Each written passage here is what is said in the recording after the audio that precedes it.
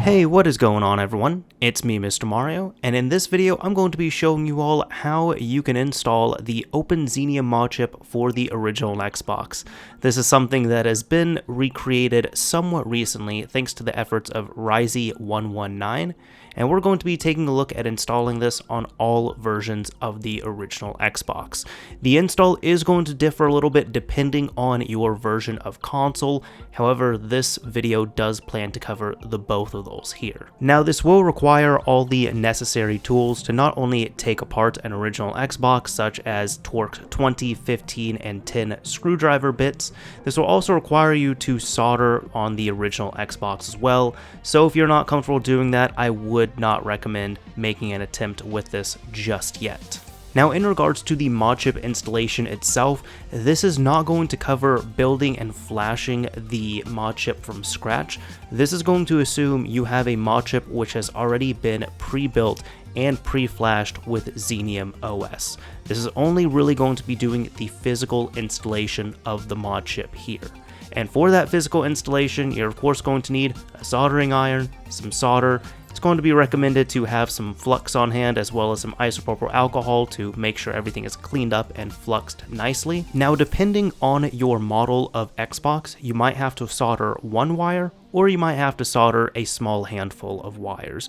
And for this, I would recommend using 30 gauge single core Kynar wire, wrapping wire, magnet wire, whatever you want to call it. You are wanting to aim for 30 gauge single core wire for this install. It's going to make it cleaner and easier when we're doing everything. Now before we get into the full installation of this chip here, I do have to spend a few moments to shout out and thank this video's sponsor, ToXZiN. Hello. Hey, do you know who ToXZiN is? Why? Why do you have to ask me these questions at random times? Okay, I really didn't need the attitude. I'll just ask someone else. Hey, excuse me, yeah, do you know who ToXZiN is? ToXZiN. No, you don't need to call the police, it's fine, I'm getting out of here. Alright. Hey, do you know who ToXZiN is? It is 3 in the morning, stop calling me! Lily, who is ToXZiN? Lily, answer the question, who is ToXZiN? Hey, do you know who ToXZiN is? For God's sake, stop bugging me! Alright, memes aside, who is ToXZiN? ToXZiN is a friend of the channel, a friend of the original Xbox community, and the person responsible for this tutorial you're about to get into, because he built and donated a OpenXenium Modchip to me to demonstrate and install for you all in this tutorial. And of course, he sponsored this video directly. So this is going to be one of those things where I normally don't do sponsored content and I don't even have an ad read in front of me because there's nothing on my screen, there's nothing that I'm holding here. And I asked if there was anything of his that he would like me to promote, and he kind of just said, I don't know, maybe my website. So if you want to check out some original Xbox products, he does have a website which is ogxproducts.com. Link for that will be down below in the description, but I'm also going to plug his social media as well too. Now, as a heads up, he is not going to be selling these OpenXenium Modchips to the public, but he is going to have some other products on his website, so maybe if you see something there you like, you can help him out and purchase from there.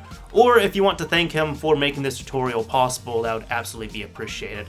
But aside from that, if you don't know anything else about ToXZiN, well, you might know of him. He's definitely been a big help in the original Xbox modding community. He has a whole wealth of knowledge. I've been personally talking to him for a few years, so I've talked to him even before this sponsorship. On top of that, if you have looked into, watched videos, learned about, or even played the Halo 2 multiplayer alpha that ended up releasing a few years ago for the original Xbox, you should actually thank ToXZiN for that. He actually saw that for sale. He decided to purchase it with the intent of being able to release it for free to the community once he had recouped his losses. So again, that's something else you can thank him for directly. Now the thing is, a lot of these sponsorship opportunities I see for other products, such as, I don't know, an infamous mobile game, will make the person who's advertising say something like it's their favorite new game, or it's one of the best games that they've played, or use any other descriptors. So I guess since ToXZiN 1 is paying for this spot here, I might as well lie a little bit as well. Now, if you take a look at ToXZiN 1, you'll see that he is a gentleman who takes really great physical care of himself. But one thing to know, one huge thing to know about this, is that I have heard from several reliable sources that the original Xbox, that being huge and bulky and muscular looking, is actually inspired by ToXZiN 1. So ToXZiN 1 taking care of himself is the reason why we have an original Xbox design just like this. Alright, all jokes aside, I really do again want to thank ToXZiN 1 for not only supplying the chip, making this possible, but also for sponsoring the video. If you would like to thank him for anything from inspiring the original Xbox's design to releasing the Halo 2 alpha to even making this video possible, his social media links will be down below in the description, as well as his website if you'd like to pick up anything that might interest you there. Let's go ahead and get into the actual tutorial and install this thing. Alright, so continuing from where we left off, once you remove the top cover of the original Xbox, just remove the IDE cable gently and disconnect it from the hard drive as well as the back of the DVD drive. Next up, we should also move the power cable for the hard drive out of the way. We won't be able to fully undo it yet, and I wouldn't recommend trying this until we get the hard drive out, but you can at least get it out of the way. Now there's 3 T10 screws to remove. One is connecting the plastics for the DVD drive and the hard drive, one is to the right of the DVD drive, and one is to the left of the DVD drive. You need to make sure you have a long screwdriver as well for this, because you are going to have to get a little bit deep into the system to remove 2 of the T10 screws. They're kind of buried deep into the DVD drive. Once all 3 of those screws have been removed, you can easily remove the plastic piece which is housing the hard drive, so you can continue to remove the hard drive and disconnect it.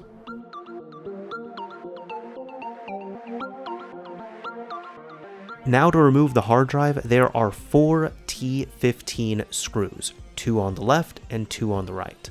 Somehow this console I was working on was missing one despite never being opened, but either way you should have 4 screws.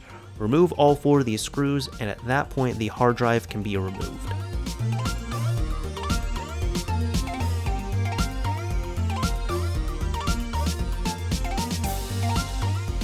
Once the hard drive has been removed, move the plastic piece somewhere else, and then you can gently but firmly grab onto the hard drive and remove the power cable from the back of it. Put the hard drive somewhere safe because we still need that. Now as for the DVD drive, you might have to finagle with it a little bit, but it just comes right up. And then around the back of it, there's going to be a power cable still connecting the DVD drive to the motherboard. Just gently remove this from the back of the DVD drive and keep the DVD drive somewhere safe. Now that we have motherboard access, there's going to be the IDE cable as well as the power cable for the DVD drive's power. We can simply remove the both of these because we're not going to need them for the time being, but just make sure you reconnect them when you rebuild the system. At this point, anything you see connected just needs to be disconnected. So the power supply, for example, you'll see this big plug going from the power supply to the motherboard. This is going to be a little bit difficult if you haven't done it before, but you'll just need to remove this plastic piece and disconnect it from the motherboard so we no longer have it connected to the power supply.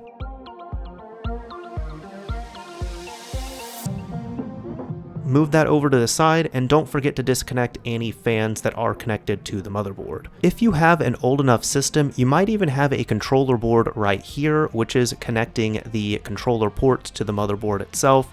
You can just go ahead and remove this as well for the time being because we're not going to need it. At this point, we're almost there. You just need to remove the T10 screws from the motherboard. So unscrew all the T10 screws you can find on the motherboard itself, and once they've all been removed, you can gently remove the motherboard and we can work on it.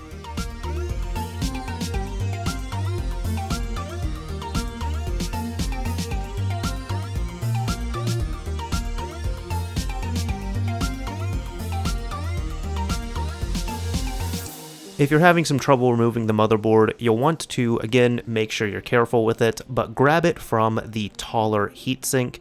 You might have to move some things out of the way a little bit, but if you are patient enough, you should be able to remove it.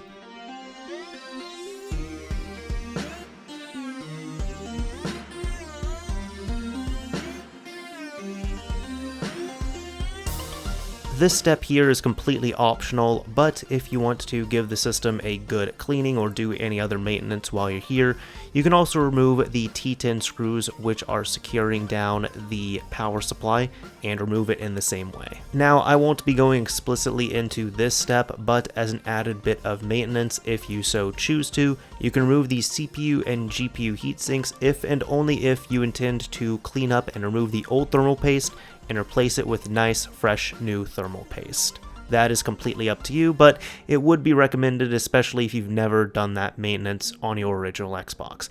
Keep in mind, a lot of these systems are about 15 to 20 years old, so having some new thermal paste will really breathe some new life into them. Now, everyone has their own way of doing things here. I ended up using Art2Clean to clean up the GPU, CPU, as well as the heat sinks for them, and then I ended up applying a fresh coat of MX4 thermal paste to both these here, and reapplied the heat sinks before continuing further. Now, this capacitor I'm pointing to is the clock capacitor, and this step is going to be highly recommended for anybody who has a 1.0 through 1.5 original Xbox. If you have a 1.6 Xbox, do not do this step. But for any of those older systems, this clock capacitor is dangerous to keep on the console. It can and will leak, and when it leaks, if you leave it there for long enough, it can cause damage to the console.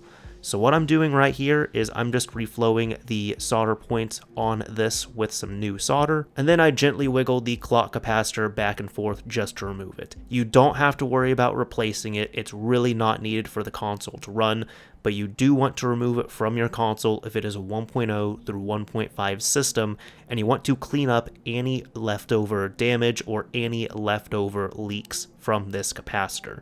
If you need more detail on this, I have a video specifically covering this, but this is just covering it super quick while we're here.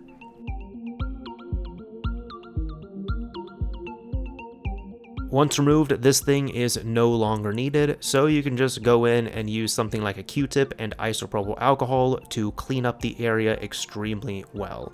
Again, most likely this capacitor has leaked on your system, and hopefully you can get to it before it causes any further damage. Now, your OpenXenium chip should come included with a pin header, and this pin header is required to be installed in the LPC debug port on the original Xbox. Now, if you have an old enough Xbox, such as a 1.0 or a 1.1, you're going to notice that there's already soldered pre-filled in the LPC debug holes. So we're going to have to go in and remove all this. The method I at least use is I just use my soldering iron, some solder, and a desoldering braid. It does take a little bit of time. I'm honestly not the best at it, so I'm going to skip a little bit here, but you do need to get these holes cleared up and clean of solder.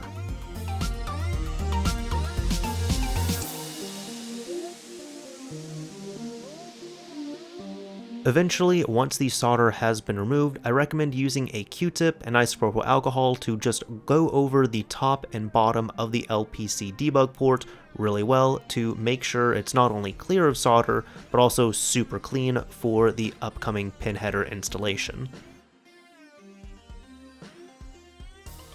Now, once you have everything cleaned up, you'll want to take your pin header and you might have to modify it by removing one of the pins. I just removed this on this Xbox by using a pair of pliers to take out that leg, but once you install it in like that, you want to install it at the bottom and have it look like this. And now we need to secure this down because we're going to flip the board upside down and solder it in. So for this, what you can do is use a few strips of electrical tape or Captain tape, really one of those two that's going to keep this safely secured, and you just want to use a few strips of tape on the top of the motherboard to make sure this is nice and secure before we flip the system over. Now for this, I'm using Kingbo Flux, and I just put a little bit of flux on the end of a Q-tip, and then just take that and dab it onto each of the legs here. We really don't need that much. Now first, we want to secure our pin header, and to do this, you just want to get each of the corners of the pin header where this is installed. So some people might be saying I'm not soldering this in properly, and I'm not doing that at the beginning here.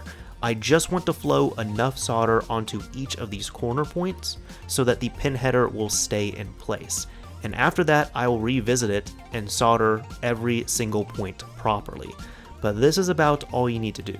You just need to get these 4 corner points right here just well enough so that it will stay in place nicely. And once this stays in place and it's not moving around, you can flip your motherboard right side up and remove your tape. As long as your pin header is nice and stable and not moving anywhere, congratulations, that's part of the way done.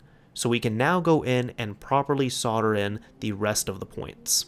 Now for getting these soldered in well, what you want to do is make sure your points are fluxed, bring your soldering iron to the leg, make sure it's heated up, and then bring in your solder and apply it. So that way your leg will then be soldered to the motherboard itself and to that point.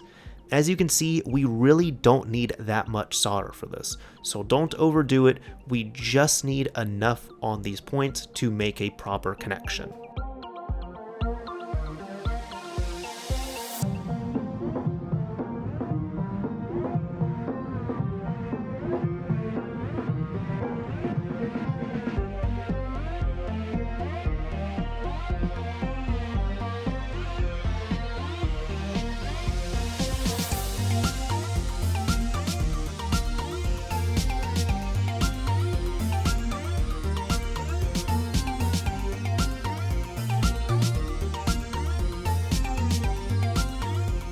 And just like that, we are done with the pin header installation. So if you're on a 1.0 through 1.5 original Xbox, congratulations, that's about all you have to do, at least for this part. So at this point, what I would recommend doing is remove and clean any excess flux off of this area, because we're not going to need to touch this any further. However, if you do have a 1.6 or 1.6B console, we still have to do the LPC rebuild. So keep that in mind. Now this step is for 1.0 through 1.5 original Xboxes. If you have one of these consoles that you're installing it to, congratulations, you only need to install one wire for this to work. So for this, we're going to be installing the D0 wire. So what we're going to do is come over to this area really close to the LPC debug port on the bottom of the motherboard, and it's going to be the 3rd point down. When you find this point, you'll just want to clean it up, put some flux on it, tin it, and then we're going to solder a wire to it. Again, I would highly recommend using 30 gauge single core wire for this, because it's going to make the install super easy. Now once you have your wire soldered in and you're happy, at this point we can route it through. So what I'd recommend doing is moving it over to the nearest through hole on the LPC debug port, because we're not going to need the 2 free holes, and just thread it through, because we're going to run it to the top of the motherboard so we can solder it to the mod chip itself. For fun, I also put a micro SD card right next to all this work and took a photo just to show how small this is going to be. And if you're thinking about installing it, maybe this will give you an idea of how small this is as well too. Now let's finally tackle the mod chip itself. This top point is the point that we're going to need to solder that wire to. So all you need to do is put a little bit of flux on there, get some solder on there to get it tinned properly, and then we can work on getting it installed in the console itself. The physical install process at this point is pretty easy. You just want to line up the bottom of the mod chip here with the pin header, and then firmly place it and install it like so.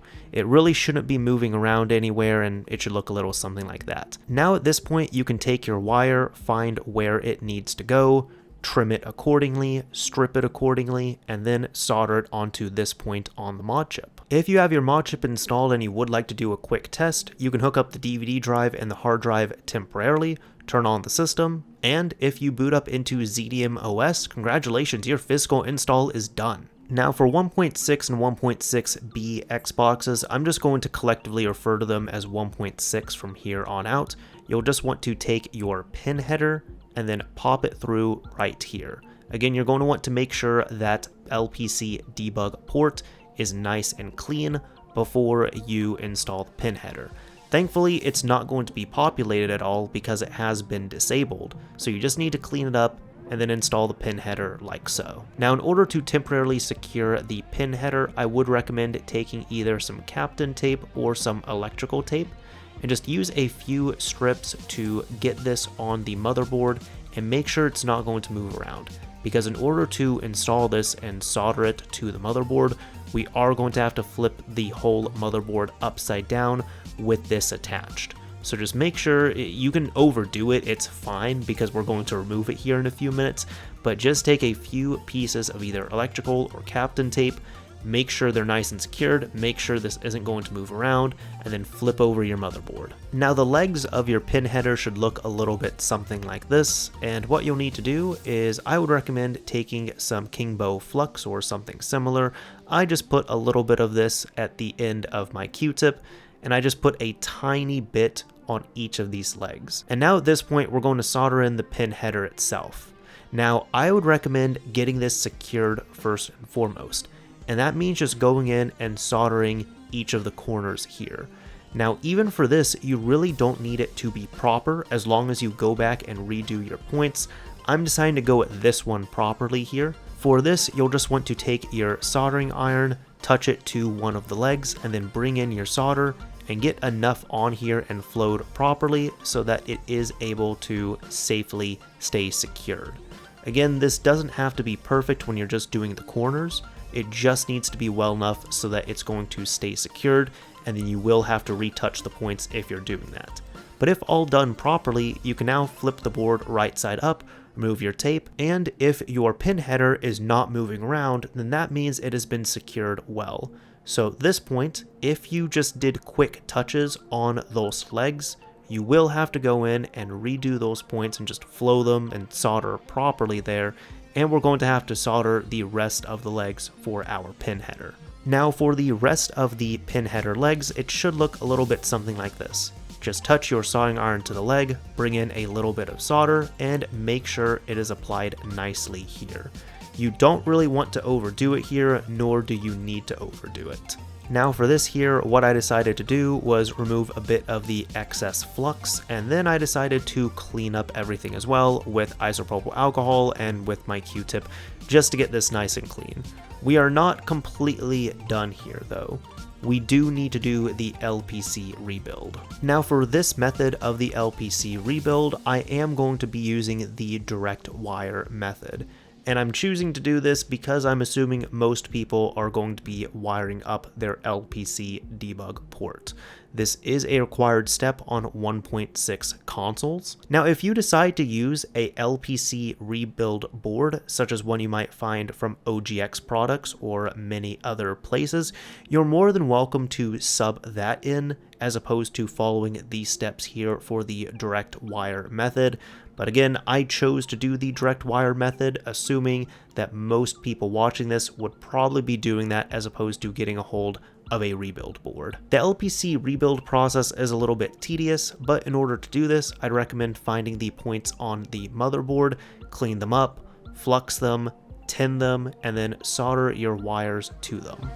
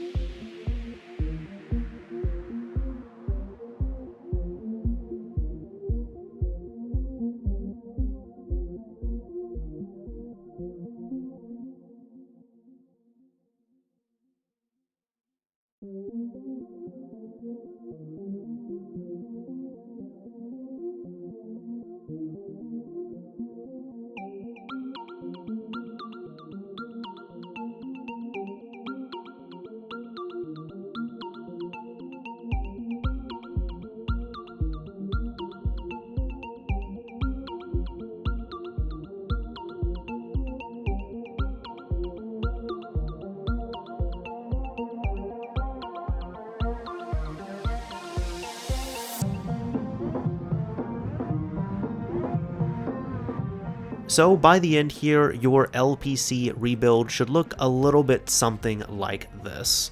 Now, I'm going to recommend it yet again. This is made much easier and much cleaner due to using single-stranded 30-gauge wire. I would not recommend using regular 30-gauge threaded wire for this. I've done it on a few installs. I'm not saying it's impossible. You can certainly do it, but it is harder and it is more annoying to do. If you're wanting something cleaner and easier, use this. It's 30-gauge single-stranded wire. Now what I'm doing here is cleaning up everything, and this is what I recommend because the motherboard work is done. So you just want to take some isopropyl alcohol and maybe a Q-tip like this and go in and clean up everything super well. Because hopefully, congratulations, you are done with the physical install on the console itself. So now we need to go back and revisit the mod chip. Alright, so on the mod chip itself, you're going to see these 2 points that I am pointing to. You're going to need to flux and tin solder onto both those points, and then just connect them with a short wire.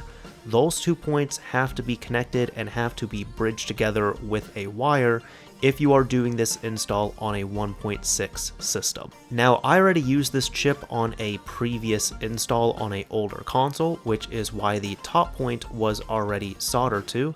But again, all you really need to do is clean these up if needed. Make sure you flux and tin both of them properly here.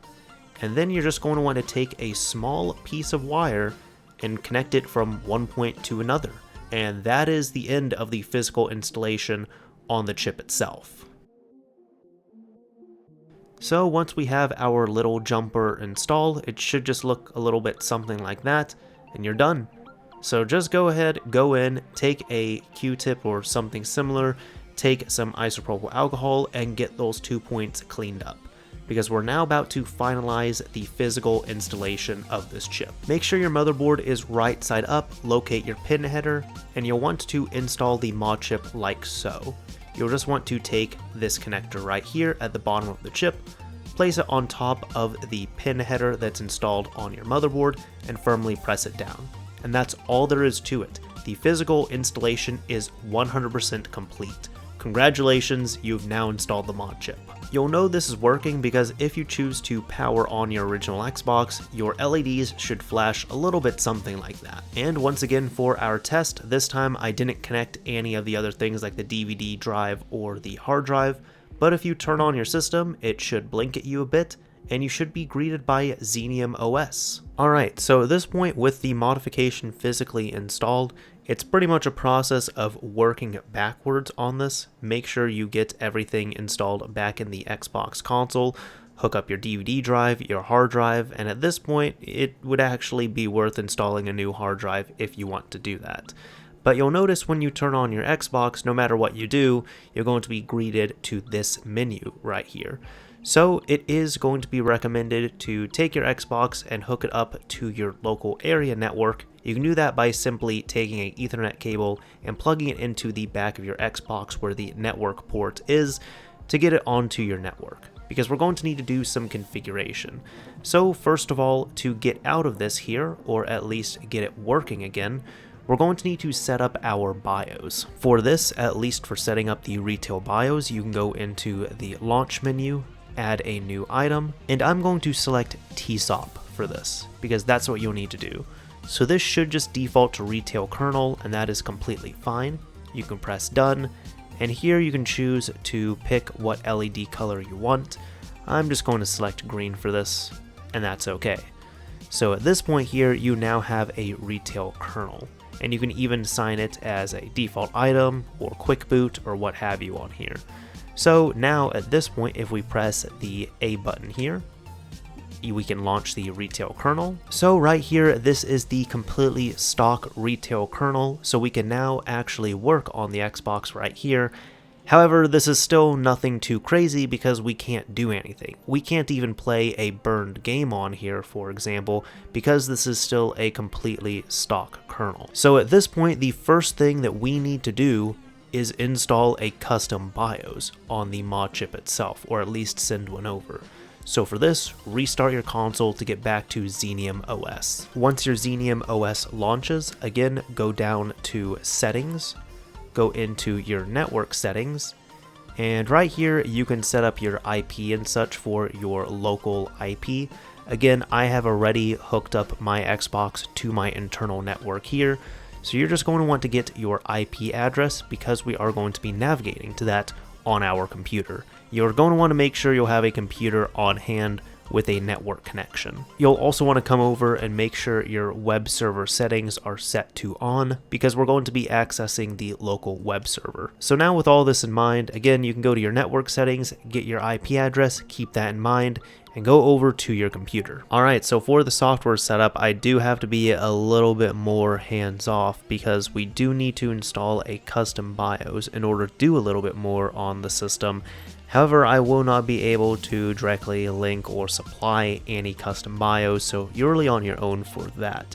However, I will have a link to a great guide on the original Xbox subreddit showing the different BIOS versions, what you can and cannot use, what the pros and cons are and such, as well as a list of hashes so when you get your BIOS, you can check it against a hash and verify if it's good or bad. Either way, the one I'm going to choose to use here is going to be Evolution X M8 Plus, otherwise known as Evox M8 Plus. Now there's two iterations of this. This first one is going to be for Xbox versions 1.0 through 1.5.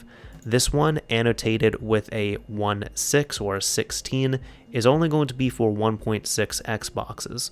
So that's one thing to keep in mind. When you're installing a custom BIOS, you need to make sure if you have a 1.6 Xbox, you're going to use a BIOS which is compatible specifically with 1.6.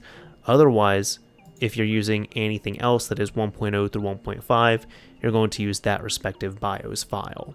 Now, in regards to the Xbox itself, for getting this all set up, make sure it is still on, make sure it is connected to your network, and again, we needed that IP address because you're going to need to open up a web browser and just go to http:// and then put in your Xbox's IP address.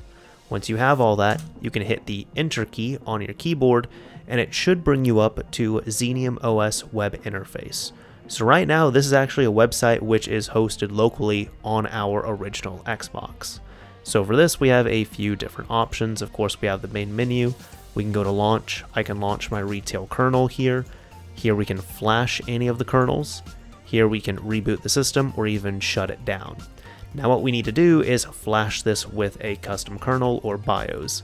So for this, we can go to Flash. I'm going to click on Choose File to grab the file we need. Again, right here, since I have a 1.0 Xbox, I'm just going to get the regular M8 Plus file. And here, you can call it whatever you want. So I'm just going to call this Evox M8 Plus. Just something like that is fine. And you can even change the LED color. I'm going to change mine to red. Why not? So click on Proceed. Give it a few seconds here, and it should upload and flash this BIOS to your system. Launch item successfully added. So now we can go to Return to Main Menu, Launch, and check it out. We now have our retail kernel as well as whichever custom BIOS you decided to flash onto the system. You can put more BIOS on here if you want to. This is the only one I'm going to be putting on though. So back at the system, we can press the back button, back again, with the B button there. Go to Launch menu and check it out. We have Evox M8 Plus. If you want to launch this, you can press A and press OK. Now if you check this out right here, the Xbox booted up a little bit differently because it now has the Evox logo in the top left hand corner, meaning that this Xbox has been modified and it is now using a custom BIOS, which is the point of having a Modchip. Now you might have noticed every time you turn on your system, it is defaulting to Xenium OS, and then you have to go into Launch menu and select a BIOS from here to boot up. Well, you can actually change this so it just boots up your stock BIOS or your custom BIOS when you press the power button on your system. To do this, you can come in here, go to Set Default Item, and I recommend setting your custom BIOS as your default item. So once you do that, we can go back out of here, go into your settings, go into Xenium settings, and here we're going to want to turn Instant Boot on.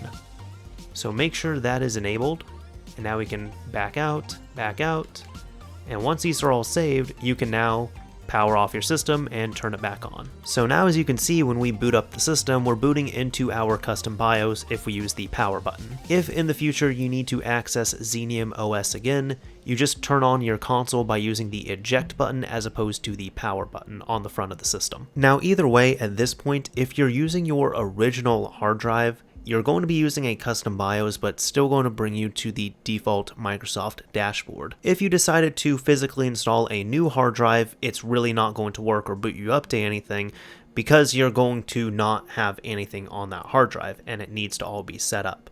So for this, regardless of what you are doing, you can use a recovery disk here of some kind. I personally use HeXEn, and there's a few versions of it out there. I'm just using the 2019 version here. I have it burned onto a DVD, but I'm just going to pop it into my Xbox here. Now, once you pop in your disk, if you are using that original hard drive, which I don't really recommend, you really should upgrade it, you should notice that you'll be able to play burn disks at this point. And that is all due in thanks to the custom BIOS, which allows that functionality. Now, if you are going to use something like this, you can go into TSOP Flashed Chipped Xbox Tools, go to Chipped Flashed Xbox Disk Upgrades, and you can initialize this as a new disk. Now, keep in mind, if you're using your original hard drive in here, that 8 or 10 gigabyte drive, this is going to wipe the data off of here. So any saves that you might care about, they are going to be wiped. This is really going to be designed if you're going to be using a brand new hard drive in your Xbox. But for this, if you're going through this method here, you can just go in here, AYBX should be the password. We can click OK, that's fine, and yep. After going through all the prompts here, I'm just going to let it format everything because I did not care about this. I'm going to have it formatted here, and we should be all good. So I'll just let this install. Now here, I'm not going to change any of my table structure. I'm just going to press start. That's all fine, because again, this is just my default hard drive. Now I'm just going to press the back button, and let's go ahead and press Y to quit out of here. So now at this point, if you do a little something like that, when you start up the console with that custom BIOS, congratulations, you should have your custom dashboard. Now I'm just going to make a few changes here because I don't necessarily like how this looks, and I need to change up a few things. So for example, here in my screen settings, I'm going to just need to calibrate this to fully utilize everything. I did already have this set up to display in 720p, so I'm just going to set that to 720p only. I really don't need 1080i right there. I'll also be setting my network back to DHCP just because I'm not going to use static for this. And the last thing I'm going to do is change my skin. So something like this, just going to the default, and I'll save that. That looks a lot better, at least in my opinion. That's what I was looking for. So here we go. At this point, we have everything set up to our liking. So there we go. We should have everything installed. That is kind of a quick and dirty setup, at least in the end, on how to get your custom BIOS on there. At least one method on how to do it and how to set up the hard drive and such. And that's just one method of doing it. Some people might not even want to burn a disk. And of course, there's the disk tools right here within Xenium OS. So you can do a lot here as well too, and there's just so much more that you can do with this chip.